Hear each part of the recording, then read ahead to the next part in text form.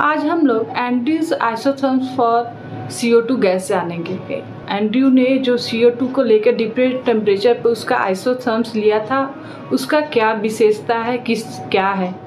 इससे पहले हम लोग जानेंगे कि आइसोथर्म्स होते क्या है। तो अगर हम लोग किसी गैस के लिए उसके प्रेशर और वॉल्यूम का कर्व लें, प्रेशर वर्सेस वॉल्यूम का अगर हम लोग ग्राफ लें जो कि एक फिक्स टेम्परेचर पे अगर लें तो उस कर्व को हम लोग आइसोथर्म्स बोलते हैं। अगर the PV curves of a gas at constant temperature are called isotherms. हम लोग जानते हैं कि आइडियल गैस के लिए PV = nRT होता है। कोई भी अगर हम लोग गैस लेते हैं तो उसके लिए हम लोग एक फिक्स मोल लेंगे। n क्या है? मोल है। R जो है वो एक गैस कांस्टेंट है, तो ये भी फिक्स हो गया। और पर्टिकुलर टेम्परेचर पे हम लोग PV कर्व ले रहे हैं तो टेम्परेचर भी फिक्स हो गया। इस तरह से PV जो है वो कांस्टेंट हो गया। और हम लोग देखते हैं कि जब भी हम लोग आइडियल गैस के केस में प्रेशर और वॉल्यूम का जो ये ग्राफ लेते हैं उसमें ये प्रेशर और वॉल्यूम का जो हमने कर्व लिया है ये रेक्टेंगुलर पैराबोला होता है। तो इससे एक चीज़ और फिक्स होती है कि किसी गैस का अगर रेक्टेंगुलर पैराबोला आइसोथर्म्स आता है, यानी कि प्रेशर और वॉल्यूम के बीच में अगर हम लोग कर्व लेते हैं एट ए फिक्स टेम्परेचर, तो वो अगर रेक्टेंगुलर पैराबोला आता है तो वो जो गैस है वो आइडियल गैस की तरह बिहेव कर रहा है या फिर आइडियल गैस ही है। एंड्रयूज ने जो प्लॉट किया था CO2 के लिए डिफरेंट टेम्परेचर पे PV कर्व को, मतलब प्रेशर और वॉल्यूम को वेरी करके उन्होंने डिफरेंट टेम्परेचर, फिक्स टेम्परेचर पे इसका कर्व लिया था। इसमें इन्होंने देखा था कि जितना भी कर्व जो 31.1 डिग्री 50 डिग्री पे और उससे अबव जो है ये CO2 जो है as a ideal gas behave करता है। The isotherms at 25 degrees centigrade is rectangular hyperbola like ideal gas, so are all other isotherms above 31 degree centigrade। और यहाँ पे दो चीज़ें हैं कि एक तो ये जो है ये अगर रेक्टेंगुलर हाइपरबोला मिलता है हमें तो इससे हमें पता चल रहा है कि इस टेम्परेचर के बाद 31 डिग्री टेम्परेचर के बाद जो हमारा CO2 है वो गैसियस फॉर्म में ही सिर्फ प्रेजेंट है और इसीलिए वो आइडियल गैस की तरह आइसोथर्म्स दे रहा है। ठीक है। तो और दूसरे कर्व्स को हम लोग देखें जैसे कि 0 डिग्री टेम्परेचर पे, 21 डिग्री सेंटीग्रेड पे और 31 डिग्री सेंटीग्रेड पे यहाँ पे क्या क्या हो रहा है, इन सारे कर्व्स को हम लोग देखते हैं। तो मान लीजिए कि हमने CO2 को एक सिलेंडर में ले लिया है और इसको यहाँ पे एक फ्रिक्शन लेस हमने एक पिस्टन लगा लिया है। अब अगर हम लोग प्रेशर इंक्रीज करेंगे तो क्या होगा? अगर इस पिस्टन पे प्रेशर करेंगे तो वर्क डन होगा इस गैस पे। और क्या होगा? ये अब जो हमारा पिस्टन था वो हमने प्रेशर लगाया तो नीचे आ गया। तो क्या हुआ? यहाँ पे प्रेशर जब हमने इंक्रीज किया तो वॉल्यूम जो है हमारे गैस का डिक्रीज कर गया। अब यहाँ पे और दूसरा चीज़ क्या हुआ कि जो गैस मॉलिक्यूल्स को ज़्यादा स्पेस में थे वो पास आ गए। तो इससे हमें क्या समझ में आ रहा है कि जब हम प्रेशर इंक्रीज करते हैं किसी गैस का तो वो वॉल्यूम डिक्रीज करता है और वॉल्यूम डिक्रीज करता है तो मॉलिक्यूल्स उसके पास आते हैं। जैसे यहाँ पे देखिए, यहाँ से अगर हम लोग क्या किए, यहाँ पे हमारा गैस है, बहुत ज़्यादा इसका वॉल्यूम है। अब इस पर हम लोग प्रेशर इंक्रीज करने लगे, इस डायरेक्शन में जा रहा है यानी कि प्रेशर इंक्रीज कर रहा है। तो क्या होगा? उसके मॉलिक्यूल्स पास आ जाएंगे और इतने पास आ गए कि इंटरमॉलिक्यूलर फोर्स ऑफ अट्रैक्शन बढ़ गया, वो लिक्विड में कन्वर्ट कर गए। तो एक ऐसा पॉइंट आ गया हमारे पास जहाँ से हमारा गैसियस मॉलिक्यूल जो था वो लिक्विड में कन्वर्ट करने लगा। अब यहाँ पे क्या है कि हमारा गैस जो है लिक्विड में कन्वर्ट कर रहा है फिर एक ऐसा हमारे पास पॉइंट हमको मिलता है, ये जो पॉइंट है जहाँ पर सारा का सारा लिक्विड जो होता है, सारा का सारा जो गैस है वो लिक्विड में कन्वर्ट हो गया। अब हम लोग जानते हैं कि लिक्विड तो कंप्रेसेबल नहीं है। आप जितना इजीली किसी गैस को कंप्रेस कर सकते हैं उतना ही इजी आप लिक्विड को नहीं कंप्रेस कर सकते हैं। अगर हमने वाटर लिया है तो उसको क्या हम उसका वॉल्यूम कम करना हमारे लिए कितना मुश्किल होगा। अगर हम ले लिक्विड वाटर का वेपर तो क्या होता है, जैसे इस पॉइंट पे सारा का सारा CO2 जो है लिक्विड में कन्वर्ट कर गया तो यहाँ पे इसका प्रेशर काफ़ी ज़्यादा इंक्रीज कर जाता है, यानी कि लिक्विड की कंप्रेसिबिलिटी जो है वो काफ़ी ज़्यादा होती है गैस में। एक चीज़ और है, जब यहाँ से हम लोग यहाँ इस पॉइंट पे आएगा तो भी जो हमारे पास जो मिक्सचर होगा उसकी डेंसिटी चेंज करेगी, क्योंकि जो लिक्विड में कन्वर्ट करा उसकी डेंसिटी ज़्यादा होगी। और यहाँ पे आने पे चूँकि सारा का सारा CO2 जो है लिक्विड में कन्वर्ट कर जा रहा है तो उसकी डेंसिटी और भी ज़्यादा हो जाएगी। उसी तरह से अगर हम लोग इस कर्व को देखें तो A से B तक 21 डिग्री सेंटीग्रेड पे हमने क्या किया, 21 डिग्री सेंटीग्रेड CO2 का फिक्स कर दिया। इसके लिए हमें एक सिस्टम लेना होगा जो 21 डिग्री टेम्परेचर ही मेंटेन रखे। और वहाँ पे हमने जैसे अभी बताया था, हमने एक सिलेंडर लिया जिसमें हमने एक पिस्टन लगा के रखा है और यहाँ पे CO2 है, उस पर हमने क्या किया, प्रेशर इंक्रीज करना स्टार्ट किया। इस डायरेक्शन में जैसे हम प्रेशर इंक्रीज करने लगेंगे तो क्या होगा, प्रेशर इंक्रीज करने के कारण वॉल्यूम डिक्रीज होगा। जब वॉल्यूम डिक्रीज होगा प्रेशर इंक्रीज करने पे तो मॉलिक्यूल्स जो हैं CO2 के पास आएंगे और धीरे धीरे एक ऐसा पॉइंट आएगा जहाँ पर स्टार्ट होगा ये CO2 जो है गैस से लिक्विड में बनना। उसके बाद ये देखिए, ये जो लाइन है वो सीधे जा रही है क्योंकि एक फेज ट्रांसफ़र हो रहा है, गैसेस CO2 से लिक्विड CO2 में ये कन्वर्ट हो रहा है। यहाँ पर भी ऐसे ही हो रहा था, लिक्विड भी था और गैस भी था। यहाँ पर भी यही हो रहा है। यहाँ से डेंसिटी जो है लिक्विड की ज़्यादा होती है गैस की, तो एक डेंसिटी चेंज हो जाएगी।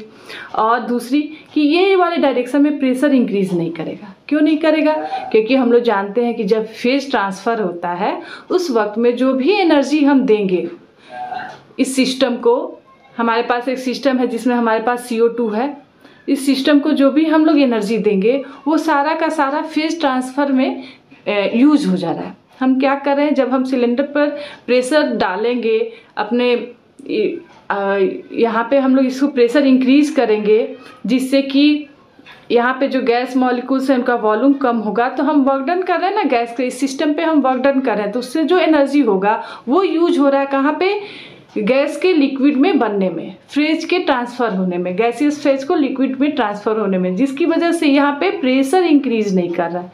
और यहाँ वाले ये जो पोर्शन है यहाँ पे गैस और लिक्विड दोनों ही एक साथ एग्जिस्ट कर रहे हैं।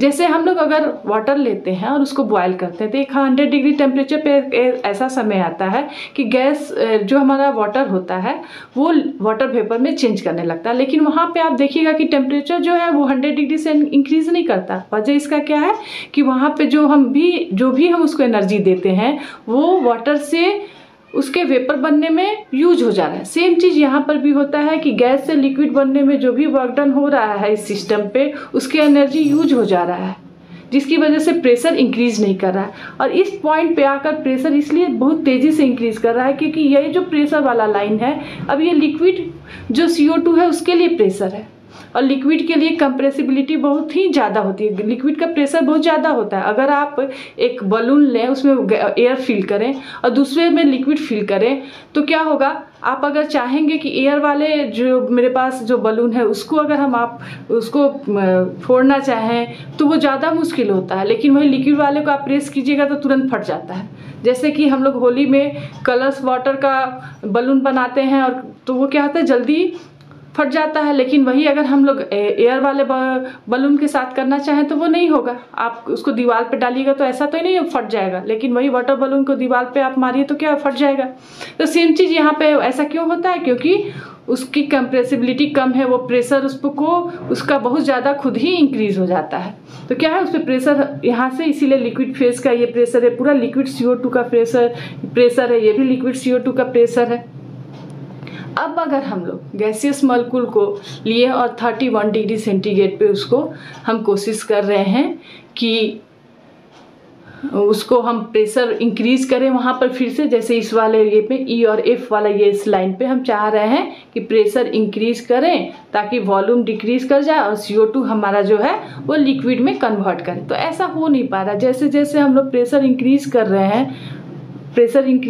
हैं वॉल्यूम डिक्रीज हो रहा है, बहुत धीरे डिक्रीज हो रहा है। जैसे यहाँ पे साफ हो रहा था उस तरह से नहीं हो रहा, और हमें एकदम से एक ऐसा पॉइंट मिल रहा है F, जहाँ पे आके सारा गैसियस CO2 है वो एक ही बार लिक्विड में कन्वर्ट हो जा रहा है।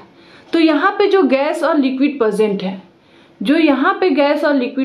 है, उनकी डेंसिटी में अब कोई डिफरेंस नहीं रह गया। अब हम उनको अलग नहीं कर सकते हैं। और उसके बाद फिर वहाँ से जो है ऊपर में अगर हम चलते हैं तो क्या हो रहा है, फिर वो गैसियस स्टेट में ही रह रहा है। मतलब कि 31 डिग्री सेंटीग्रेड के बाद अगर हम लोग CO2 को चाहे कि प्रेशर इंक्रीज करके कितना भी प्रेशर इंक्रीज कर ले तो वो लिक्विड में कन्वर्ट नहीं हो रहा। यहाँ पे जो ये हम GH वाला कर्व देख रहे हैं ये क्या का है, ये लिक्विड CO2 का है, वो भी उसी तरह से इंक्रीज कर रहा है जैसे यहाँ पे हमने बात की थी। तो हमें देखिए अगर हम लोग चाहें तो इस डॉटेड लाइन को इसको हम लोग अगर मिलाएं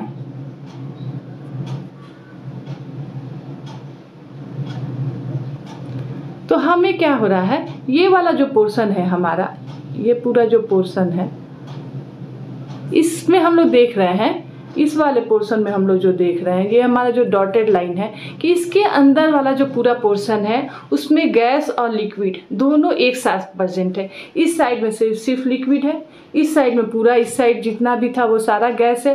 और इसमें सबसे स्पेशल चीज़ हम लोगों ने क्या देखा कि एक पॉइंट है जहाँ पर टेम्परेचर जो है 31.1 डिग्री सेंटीग्रेड जब होता है तो CO2 कम्प्लीटली गैस जो है वो लिक्विड में कन्वर्ट हो जाता है। वहाँ पर एक पर्टिकुलर प्रेशर भी होगा इस गैस के लिए जो आगे हम लोग देखते हैं 72 पॉइंट समथिंग होता है, और पर्टिकुलर वॉल्यूम भी होगा इस गैस के लिए जिसको हम लोग क्रिटिकल पॉइंट, इस पॉइंट को जहाँ पर कि पूरा का पूरा जो गैस है वो लिक्विड में कन्वर्ट कर जाता है, इसे हम लोग क्रिटिकल पॉइंट कहते हैं। इसके यहाँ पे जो प्रेशर होता है उसे क्रिटिकल प्रेशर, और यहाँ पर गैस का जो वॉल्यूम होगा लिक्विड जो कन्वर्ट कर रहा है उसका क्या, उस वॉल्यूम को हम लोग क्रिटिकल वॉल्यूम बोलते हैं।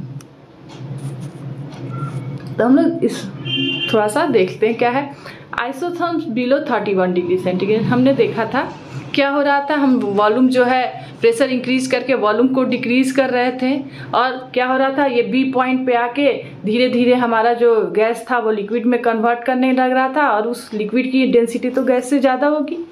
और उसके बाद हम लोगों ने देखा था कि हॉरिजेंटल लाइन दिख रहा था जहाँ पर कि प्रेशर सेम था, गैस और लिक्विड दोनों एक साथ एग्जिस्ट कर रहे थे।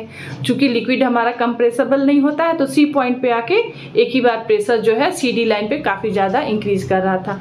अब वही बात हो रही थी, हम लोग जो कह रहे थे कि जो क्रिटिकल पॉइंट होता है उसके पास जो प्रेशर होगा वो 72.7 ATM होता है CO2 के लिए, और ये टेम्परेचर जो है 31.1 डिग्री सेंटीग्रेड होता है।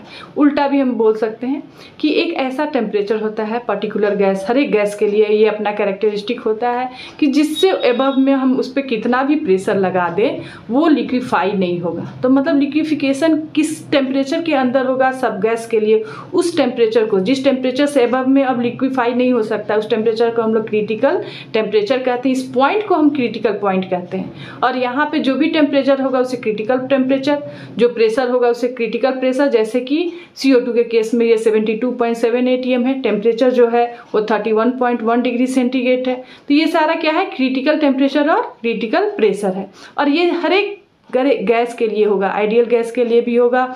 ये जितने भी आइडियल गैस तो हम हाइपोथेटिकल बात है, जो भी रियल गैसेस हैं उन सब के लिए क्रिटिकल टेम्परेचर फिक्स होगा, क्रिटिकल प्रेशर फिक्स होगा, और क्रिटिकल वॉल्यूम भी फिक्स होगा।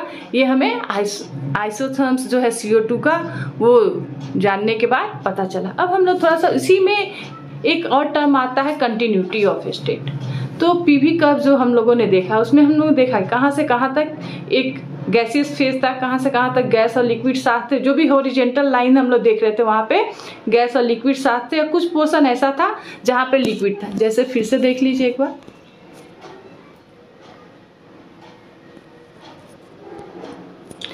ये जो पूरा पोर्शन है जिसमें हॉरिजेंटल लाइन है, ये दोनों ग्रीन और रेड पिंक वाला, वो क्या है, यहाँ पे गैस और लिक्विड, इस पूरे पोर्शन में गैस और लिक्विड दोनों एक साथ प्रेजेंट है, और इस पोर्शन में लिक्विड सिर्फ प्रेजेंट है, इस पोर्शन में लिक्विड है, और इस पूरे पोर्शन में गैसियस स्टेट में CO2 प्रेजेंट है।